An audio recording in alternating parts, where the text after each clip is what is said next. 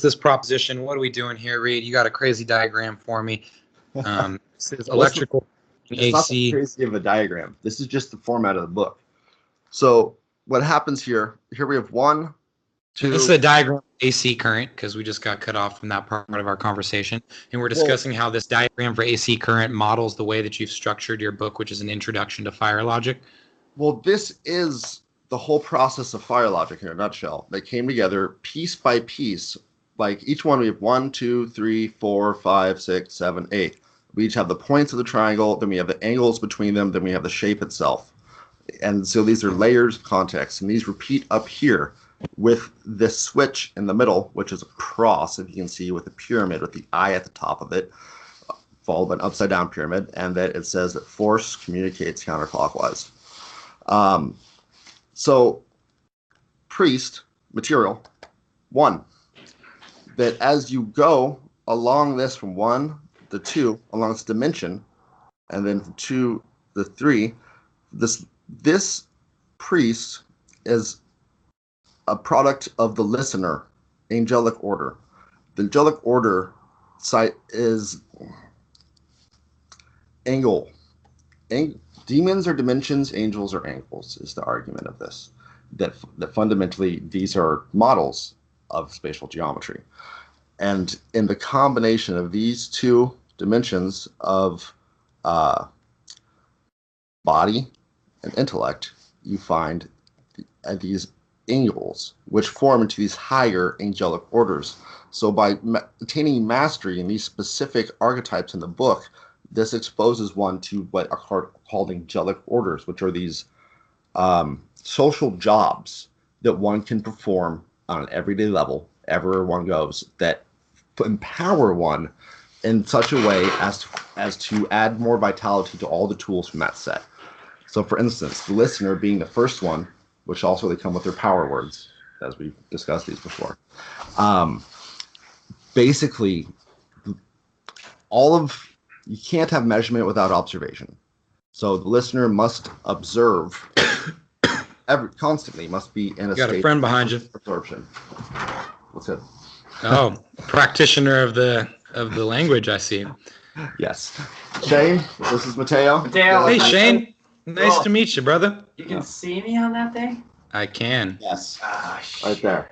Okay. Cool. Awesome. And so this structure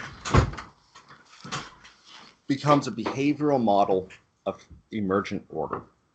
And so each stage you go through, and this is in the book, so each stage provides its own tool set that fits the body, the mind, the spirit, and the soul being the whole shape.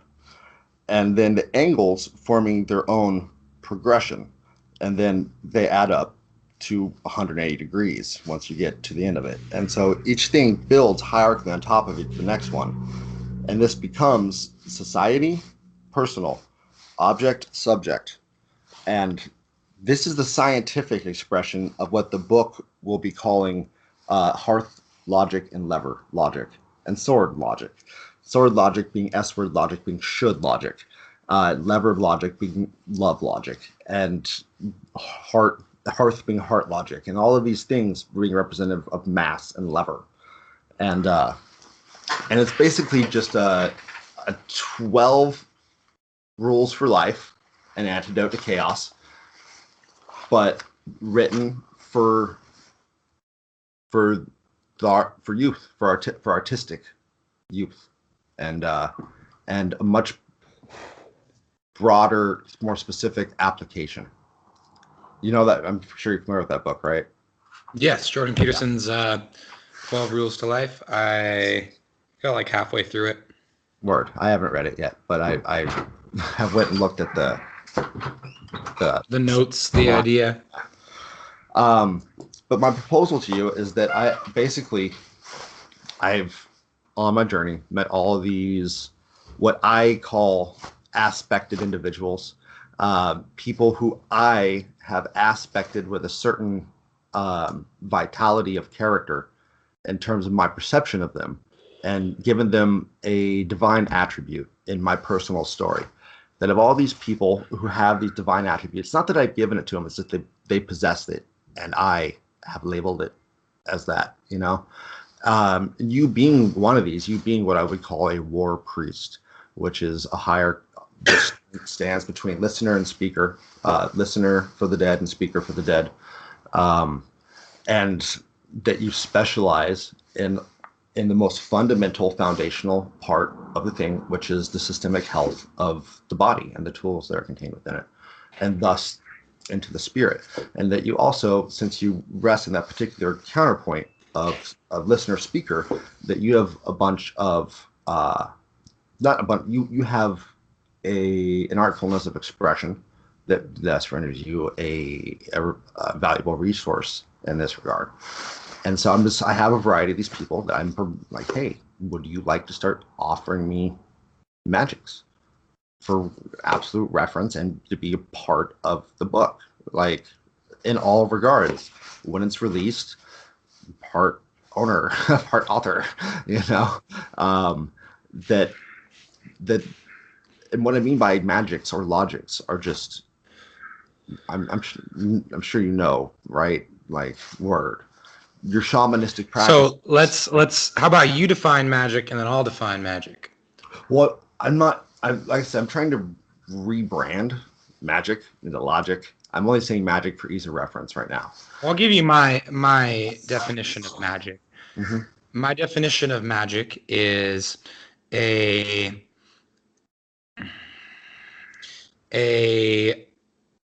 methodology or perspective or practice that works towards a desired attainment, but does not necessarily have to be true. Yes, cool. That fits perfectly. Because the intention is that the desired attainment is going to become true, or that one is just using that as a lever. Leverage. In all regards. Leverage is a good example. So anything that you're using as leverage would be magic. And the distinction between, I guess, leverage that I would call magic and leverage that I wouldn't label magic is that magic works without necessarily being real or having to be real. Can you define that further? Like, what does that mean? So let's say, for example, I want confidence. So I go out and I sacrifice a rooster to the god of confidence. Now, did sacrificing that rooster to the god of confidence actually appease a deity that was there and is now imposing confidence upon me? Does it matter if it works? Yes, I agree with that. I wouldn't label that. I wouldn't look to that or look to another explanation for it and say one is magic and one is real. Personally, I just say that they're both real. Well, I'd say one is magic, one is science. Science is the one that's real, and magic is the one that's, although it's not necessarily real, works. Well, let's look at what happened in that scenario. That we have this guy who says, I want confidence. I'm going to go cut off the head of this rooster and gain confidence. Whether or not he attributes a god to that step in between, his actual equation of behavior is, I want confidence. I'm going to perform this action and receive confidence. That's real. That's scientific, no matter how it's phrased. So I guess magic is the contextualization that you apply around something that would, in and of itself, the action does not have the power that is then applied to it. Yes. Word. So that's, so we're on the same page then. So stuff of that nature. That's what the book is all about, is how to, not only on how to get past the problem of incentivization, but to realize all these, because I'm trying all these things that could be considered bad habits, and realizing how these habits are, for the most part, in myself, misapplied tools.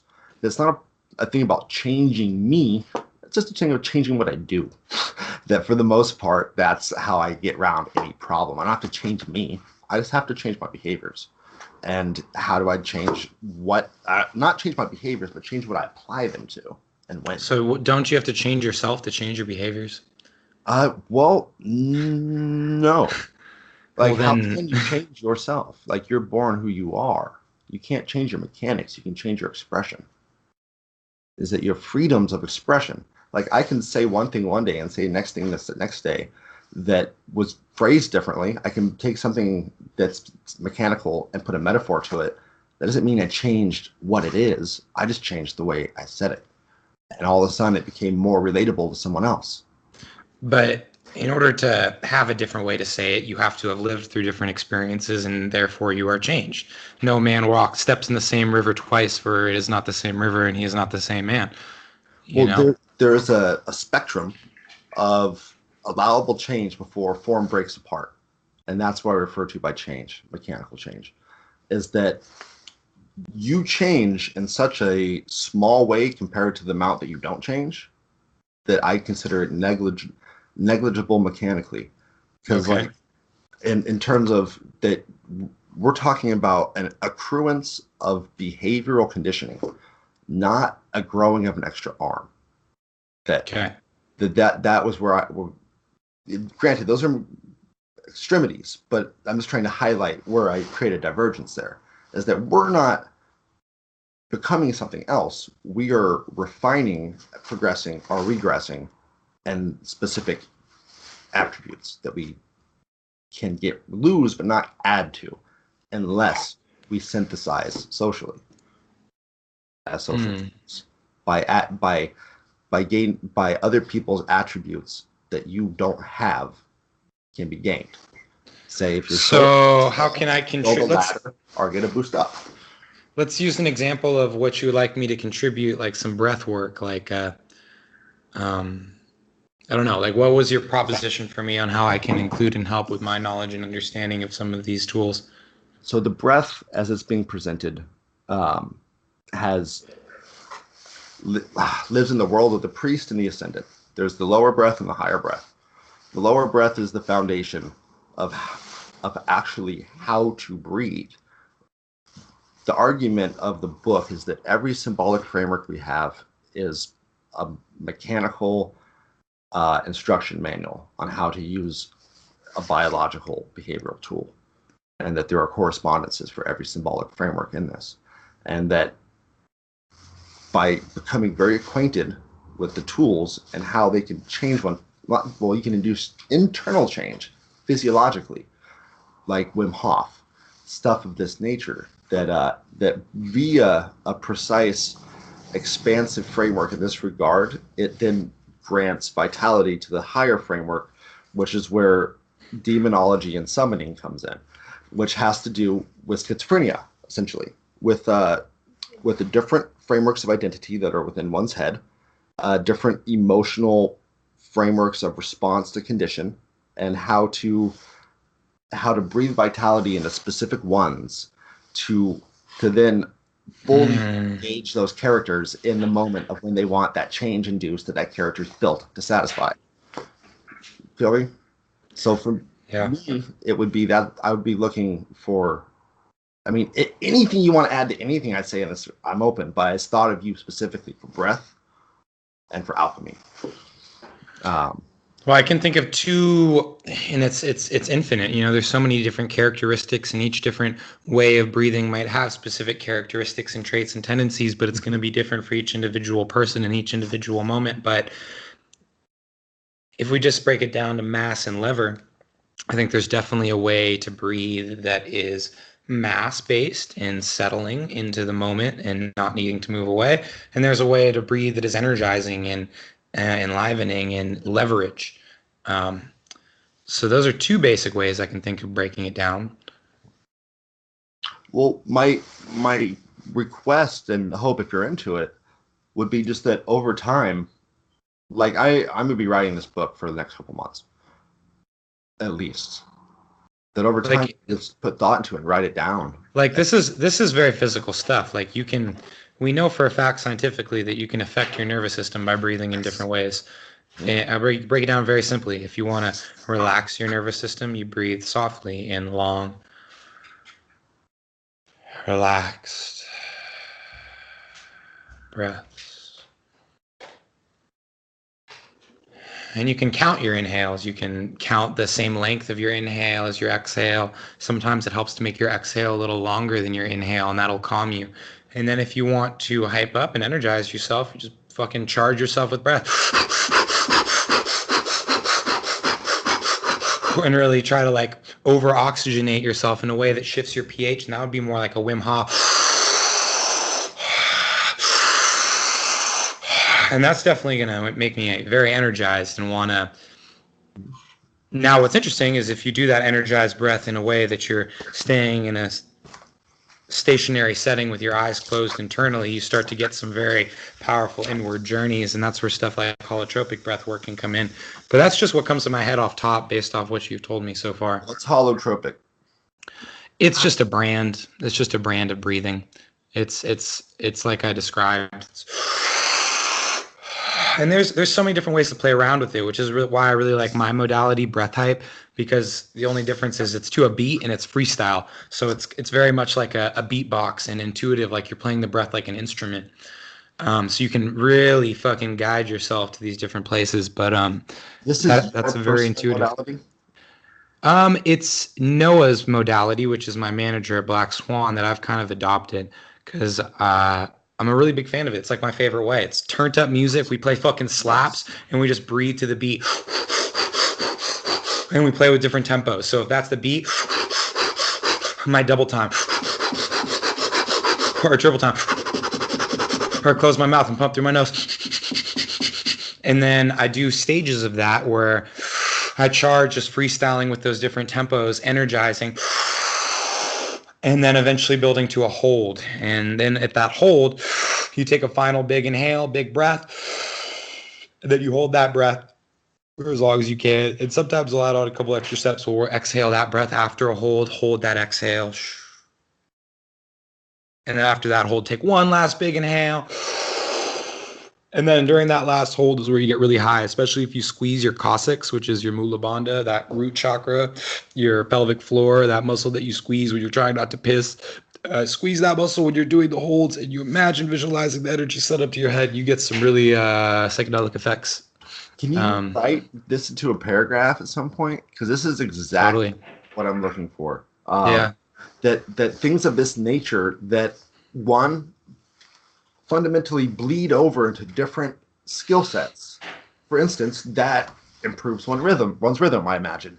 Not only that, but sets a correspondence with one's heartbeat and one's breath and one's motion that becomes very structured and weaves them together. And so it just becomes, and it's more fun. You add an element of fun to it. This is the part that where the incentivization comes out, is that all these things are fun. Is the intention is to make it because to show that they're all very valuable, and you can enjoy yourself the whole time. You know, it never has to be work. Fucking, and so yes, that is deal. That's what I teach on Saturday nights. We get together and we breath hype. Oh. And people have some crazy effects, man. Word. Well, that's going in there. yeah, happy to help. Any way I can contribute, you know, I'm of service. I see you, God. I love what you're putting together. So continue. What else can I do for you? Well, I mean, again, anything of that sort that can be structurally built into and integrated into people's lives on a higher level, that has a twist. That's not just you should breathe, but provides a game. It's game theory. Everything, the whole point of this is to reduce everything to a game. And I mean, the book is going, all right, so the book is a precursor to a game that we will get into another conversation. That's very, some other time. There's all these two things going at one time. So I plan to replace video games, though. Stay ambitious, right? Alchemy. You've described yourself as an alchemist. And so in that light, and I figured this is can relate to many of the things you do throughout your days. Do you have any specific biohacks in this regard. Yeah, man, a lot of them. You should check out. There's Aubrey Marcus wrote a book. You know who Aubrey Marcus is? No. He's the owner of On It. Um, so that's the company that owns Black Swan that I work for that I moved out here to be a part of. Really crazy company. If you don't know about it, you should look into it. They're interesting. Anyway, he wrote a book called Own the Day, and it's just all of his life hacks and life tricks that he's accumulated over the years condensed into one book. And um, it's a good resource for kind of the stuff that you're talking about. Like he talks about breath, he talks about meditation. He also talks about cold water immersion. He talks about tobacco use. He talks about diet. He talks about supplementation. He talks about movement. And it's all in a very condensed, easy to understand form. So that's what comes to mind when you describe what you're talking about. I'm sure it's very different, but there might be elements that you could take away. There's so much, is what I'm saying, is like there could be a whole book on just like what you want me to contribute, you know? Well, but that's just it. Is that part of the element of this book is to look to living resources as much as possible, to look to the people that you know in your life, and that to integrate in this level, to limit your research to away from computers as much as you can. And in this, I'm looking to people who I know who can express in a way that would be different than if someone went and bought On the Day by Aubrey Marcus. I'm going to go look it up for sure, but I'm still very more interested in what you have to say. No, the reason I brought that up is just like there's a lot that could be said for just like hacks and stuff like that to do for yourself. I mean, cold water immersion being a big one. Cold and the breath are two really, really big ones for powerful instantaneous state changes. Let me think what else. I mean, there's also just drugs, you know? Like I wanted to write a whole book called A Shaman's Guide to Supplements, and it's just how to use drugs the right way. Mm-hmm. Like all the drugs from fish oil to fucking just everything. Word. So that's a whole nother book in and of itself as well. You see what I'm saying? Like, yes. Now, would you do me the favor of just writing down like 4 or 5 of those, just ideas, short explanations, and just sending those over to me? I'll see if I can get around to it, man. If you I'm have so lazy. But it would be better if I just explained it and you tried to write it down. But I can try writing it up. Let me just think what I come up with off the top of my head. Like Kratom, for example. Have you ever used Kratom? I have, but don't really remember. So Kratom is a really interesting substance. It seems to give me a satiation, which gives me leverage in will, which is really powerful. I like that as an aid a lot. Why does it give you leverage and will? Do you feel? It's interesting, man. It satiates desire so that I, like, if I'm, for example, if I'm trying to, people use it to get off heroin. So that would be a good reference, because it makes it so you feel like you don't need all these other things to fill that like hole. Kind of like satiates the hungry ghosts. Okay. So if you're trying to eat healthy, you know, it gives you that extra like little bit of will to just make the right decisions. When used right, it has negative effects. You can overuse it, has bad withdrawal symptoms. But that's an example of a plant ally that I think could be discussed from a framework that would make it more applicable than just like, you know, looking at it as a plant, but looking at it as like how you can actually use this thing. Not just saying its effects, but saying the ways in which you can use its effects to get the most benefit. Yes. Yeah, I don't know. That's just one off the top of my head. What else? Fucking. And everything, by the way, this book it's all geared towards what you just said about how to use it as a tool. It's the whole point of any of this is to find the levers. This fire logic is just lever logic. Everything's a tool. Yeah, that would be cool to write a whole like section in there on just come up with a list of like 25 like sorcerer fucking potion things that are that are helpful. Do you have any off the top of your head? Like, I mean, tobacco's a good one. Tobacco can be a really Yes. well, nicotine can be a very helpful ally, but it's almost impossible to use it right. Like I'm not I'm right now I'm like smoking way too many spliffs. Shouldn't be smoking this many spliffs. Or I hear that.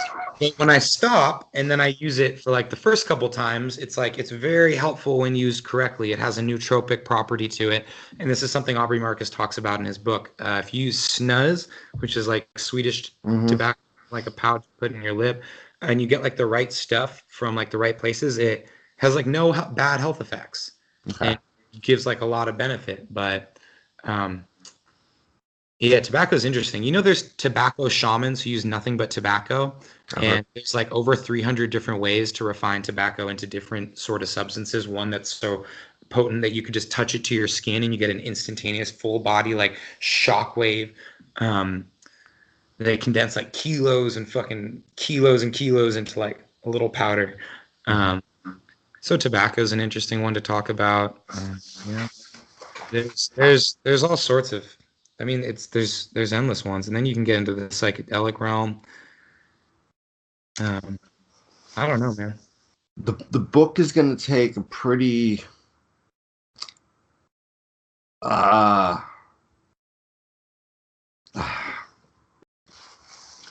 loose stance on the use of drugs, in that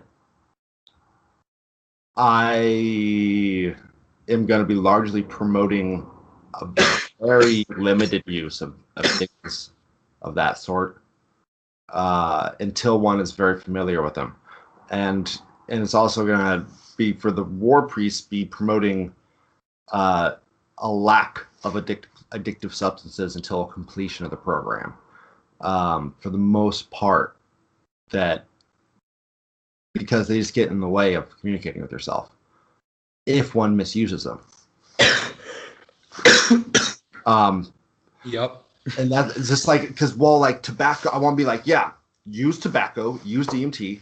I even combined a bunch of other illicit substances with that shit to great effect. But I don't want to tell. I don't want to be putting that into the wrong ears, though. Okay. Is that, I don't know. What do you think? Like, I feel like there's a, like, if I were just to tell people what I did and say, go do this, there'd probably be a large rash of deaths if anyone listened to me. Again, because I was doing utterly insane, irresponsible shit. Well, I think you can honestly explain your experience without saying you should do this, but saying like, this is what this is. And I don't recommend you do this because I could have easily died. But if you do it, this is some things that can happen, you know? Yeah. Because that's how things should honestly be talked about. And that's something that Anna does really great. Like they talk like the owner, Aubrey Marcus, and his friends all get together and they do ayahuasca, and then they go on podcast the next day and talk about their ayahuasca experiences.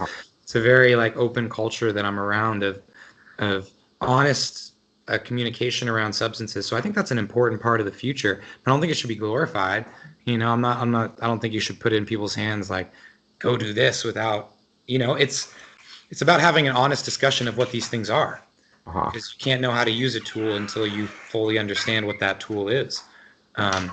So yeah, with if we use kratom, for example, I like describing these things in terms of demons, even though you have a different definition for demon, or maybe they correlate or something. But like, you always pay a price.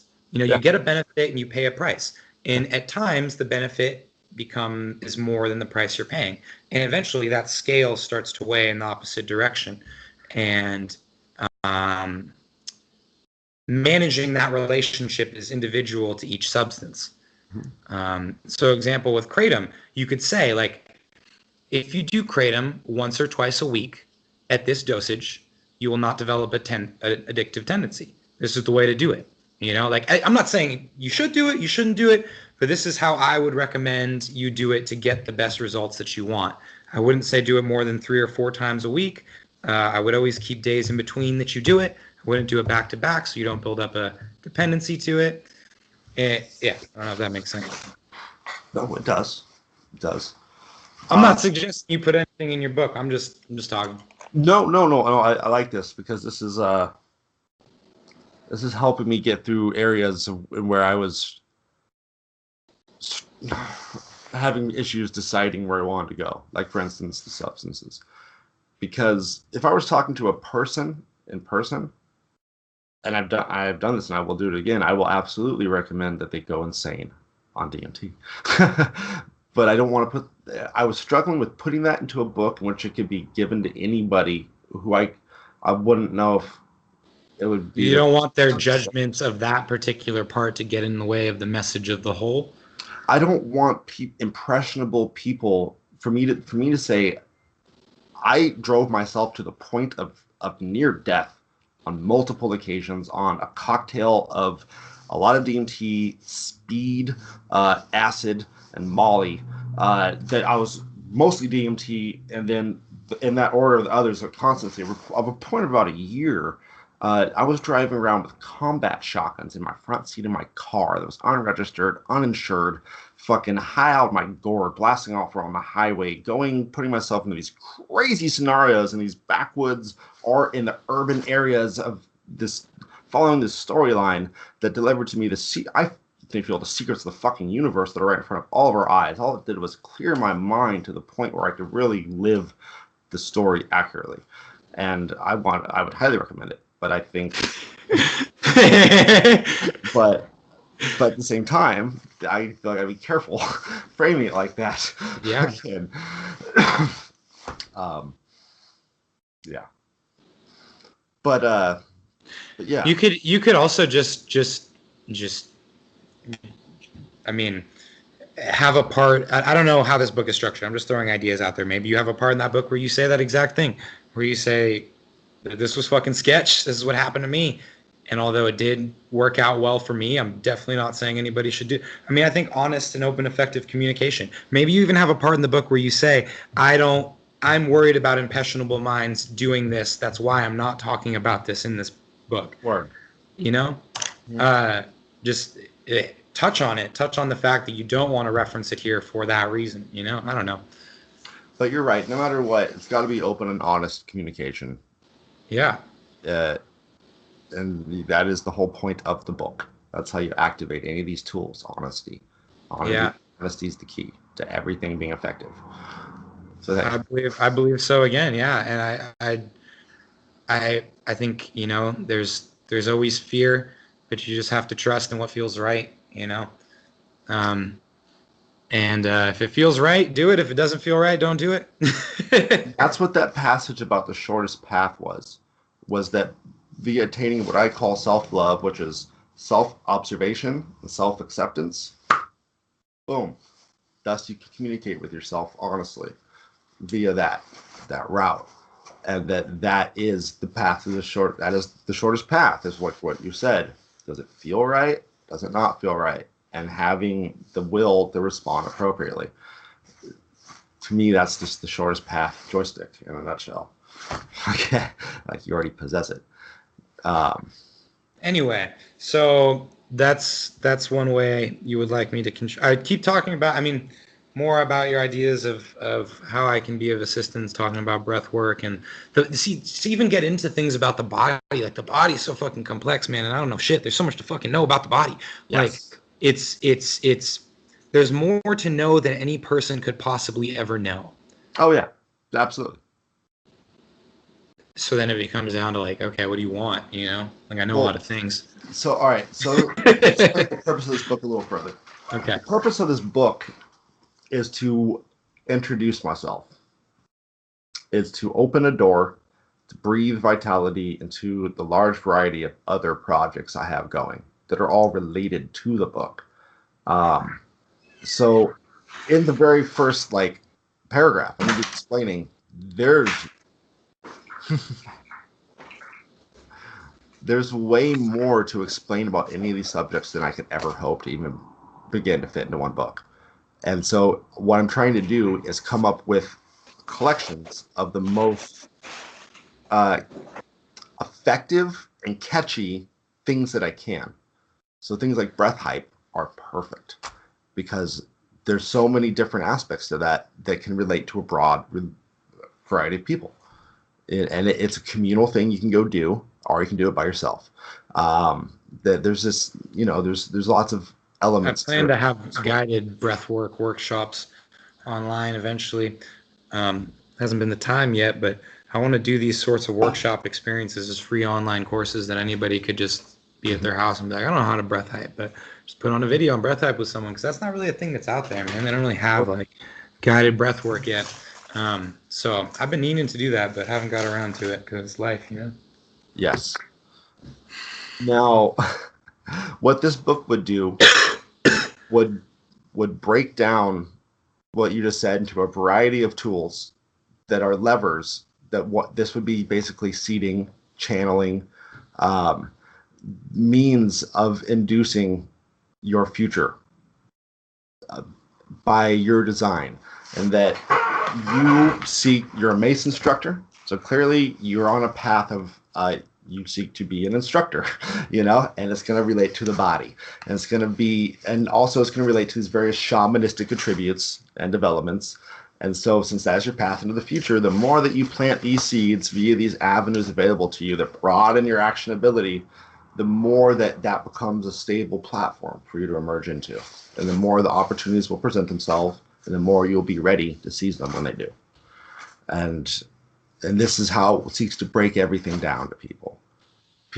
Just, you have a problem. The only problem is your narrowness of how you're looking at it. There's no such thing as problem. Sometimes, it's like, I do think there's this point of will where it's like, in this point of decision making where it becomes unclear. I'll give a good example. This is awkward. My girlfriend's right in front of me. But I was gonna say like I love my girlfriend. Uh-huh. She wants me to go out and do something with her, but I feel like I kind of want to work on something else. Uh-huh. But like I also value our relationship. Yes. And it's like, how do you place value on a relationship? Like a relationship is far more valuable than just getting, it's like there becomes certain points where things get complex and it's hard to know what is the right thing to do. And I think that's where things get challenging the most, because maybe it's all the framework that you're within, because maybe you're thinking that I need to go out with my friends to be happy, and go drink, but that's just the cultural framework you're within, and you don't see another way out. So It's like you don't even know. Some people are so caught in the fog, I guess is the point I read. So caught in the fog, they don't even have the light of the vision to start reaching towards or start working towards. Yes. And even when you have that light and you're clear, you get dragged down into the fog again and again. And there's lots of methods and there's lots of tools, but it's interesting to think that you've come up with a tool to just solve the problem completely. And I love that you're trying. It's a beautiful thing. Well, the thing is that, I love everything that you say. Yeah, me too. I love everything you say too. I don't believe in problem. Like I genuinely believe everything is perfect all of the time. I know, I believe that too, though. I agree with you on that. On that, we agree completely. It's all a story we're telling ourselves. Word. Yeah. So if someone's having a bad story and they're not being physically harmed, all they need to do is write a different story. So I believe it becomes a matter of letting them know that they can, and showing them by doing so myself how they might do so. That's the only solution that I feel can ever be offered, is like really just highlight that and to in the showing illuminate a path for the doing, and just fulfill the introspector tool function of being this what celebrities essentially their social job is to be religious icons, I feel, as levers for society to emulate. As it is, we've got some pretty unremarkable levers in that position right now, I feel, by and large, and that is the lever that's going to get society moving, is So is what I call sacred artists of integrity. People of integrity who are in that position, of fundamental integrity, whose message is of integrity and whose actions are of integrity, but still possess the artfulness that comes with those positions. Because I'm looking at like all these rapper guys for old dropping dead from drug overdoses, going to prison for so long, getting shot. Just like, is it any wonder that all these people die in these positions? Because they don't have the behavioral model to withstand that pressure. And so it needs, I feel our society, in order to remain cohesive and growing, requires an emergence of sacred artists. Like, I firmly feel that's the biological tool that will do it, and nothing else will. But hey, time will tell. Well, I got to get out of here in a second, brother. It's been a beautiful conversation. I guess, yeah, I would love to contribute to your book. If you have any more ideas of things that I can start thinking about them, and I'll try to get around to writing things, man. I'm so fucking busy. You know, then this becomes another thing. It's like, I'm writing things for read. Is that what I should be spending my time on when I have other things? You know, it's like there's so many things to do, man. I would measure that as me. I'm very low on the priority, but throughout your day, if you can think of shit, if you find 5 minutes. Yeah, I mean, I could write up something quick. A lot. So I could write up something on breath hype. It's up to you though, because like honestly, to me, I would say this is for you too. But then again, that's on faith for you, because who knows if this is going to be successful? If it is, it will be in your benefit. Well, I want to contribute to it whether or not it's successful.